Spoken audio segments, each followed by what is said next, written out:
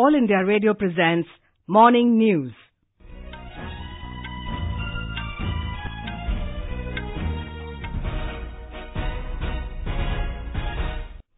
Good morning. I am Lalema Aneja Dang. The headlines. United Nations Security Council strongly condemns Pulwama terror attack, urges international community to actively cooperate with India in dealing with terrorism. Prime Minister Narendra Modi holds talks with South Korean President Moon Jae-In in Seoul, also to be conferred with Seoul Peace Prize today for contribution to international cooperation. Ladakh region of Jammu and Kashmir receives season's heaviest snowfall. Top officials of the US and China begin fresh round of negotiations to reach a trade deal. Supreme Court appoints former Judge Justice DK Jain as the ombudsman for the BCCI. And in women's cricket, the first match of three-match ODI series between India and England to be played in Mumbai today.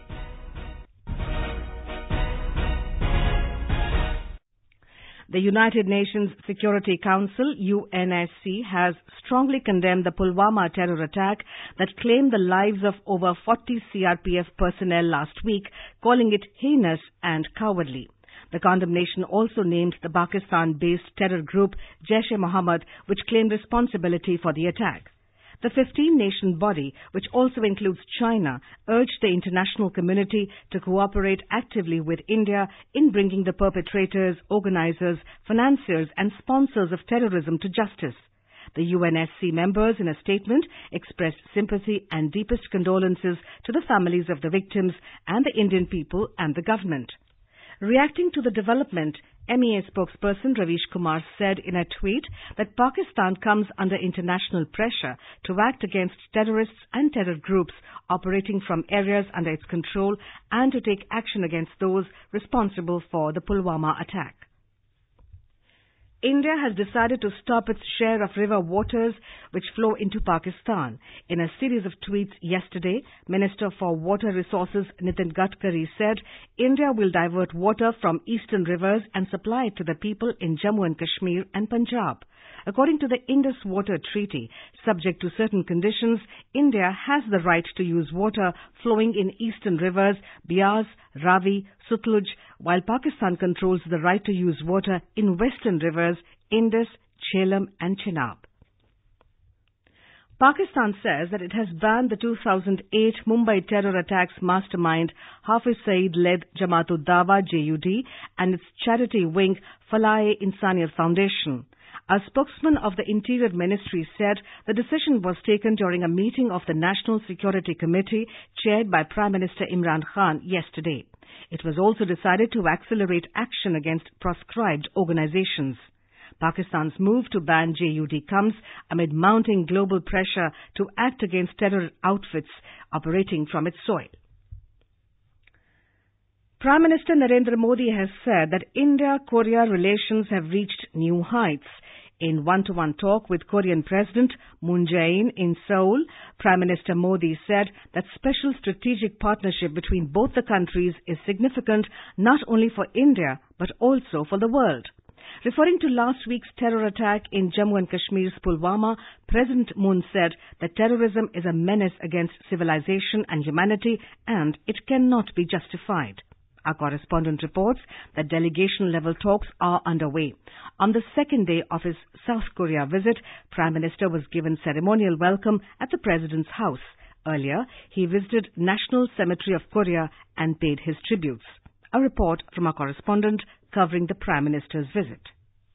Prime Minister Narendra Modi and President Moon Jae-in are holding crucial bilateral talks to seek further convergence of India's Act East policy and Korea's new Southern policy. First time South Korea has clearly designed a foreign policy initiative for India and officially documented it. It is an unprecedented move that highlights Korean government's desire to shape a new paradigm in Seoul-New Delhi relations. A number of agreements are expected to be signed after the talks. Before returning to New Delhi, Prime Minister Modi will also be conferred with the Seoul Peace Prize 2018 in recognition of his contribution to international cooperation, global growth and human development. With Rajkumar, this is Anshuman Mishra, AIR News, Seoul.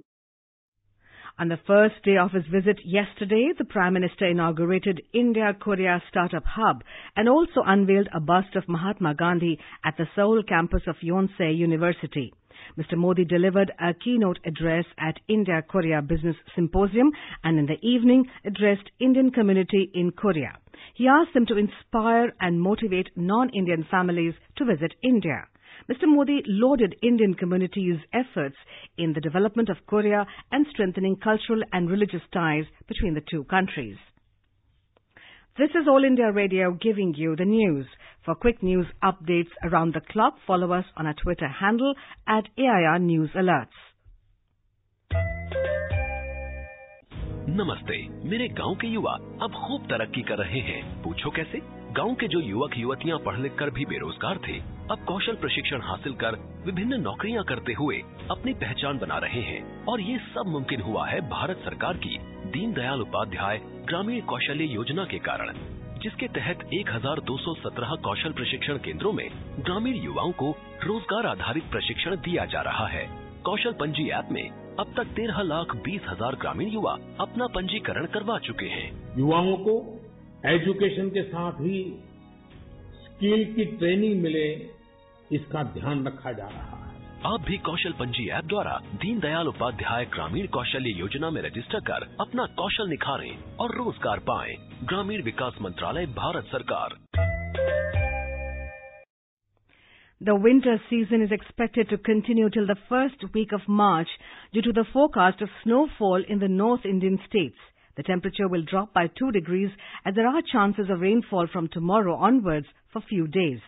The Ladakh region of Jammu and Kashmir received the season's heaviest snowfall yesterday. The nearly 10-inch thick snow disrupted normal life in Leh and air services were also suspended due to the snowfall. The Met Office has forecast more snowfall and rain. Here's more from our correspondent. District administrations of Leh and Kargil have reviewed the preparedness for any eventuality. Leh Hill Council CEC held emergency meeting with key district officials to make sure that food essentials and fodder for animals are in the reach of every village. The traffic is restricted on the high passes of Leh. People are advised to clear the snow on rooftops and on the trees to avoid any damages. The SDRF is put on high alert. Ramesh Chandra, All India Radio News, Leh. In Himachal Pradesh, a fresh spell of snowfall and widespread rain is expected in various parts of the state on the 25th and the 26th of February and on the 1st and 2nd of March. Similarly, it is likely to snow heavily in the neighbouring hill state of Uttarakhand over the next 48 hours. It is likely to further affect the weather in Uttar Pradesh, where there is forecast of rain, thundershowers and even hailstorm. Farmers' protest march from Nashik to Mumbai over agrarian concerns has been suspended after talks with the Maharashtra government. The All India Kisan Sabha AIKS, backed by the CPIM, announced suspension of the 180-kilometre march after a 3.5-hour meeting of its representatives with state ministers Girish Mahajan and Jaikumar Raval. In Uttar Pradesh, delegates from all over the world will visit the Sangam in Prayagraj today to see the Kumbh Mela. Sangam is the confluence of Ganga, Yamuna and the Saraswati rivers in Prayagraj. Our correspondent has the details.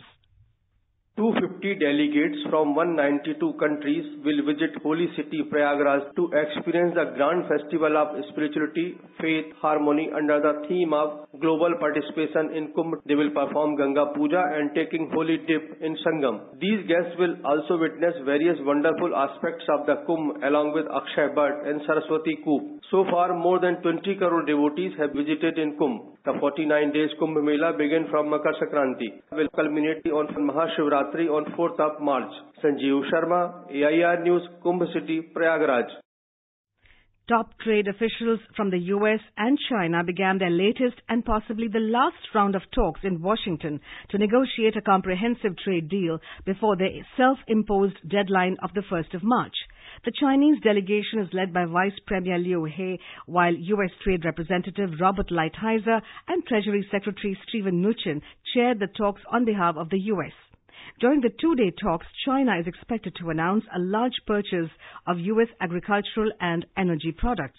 Beijing will propose buying an additional $30 billion $30 billion annually of American farm products such as soybeans, corn and wheat.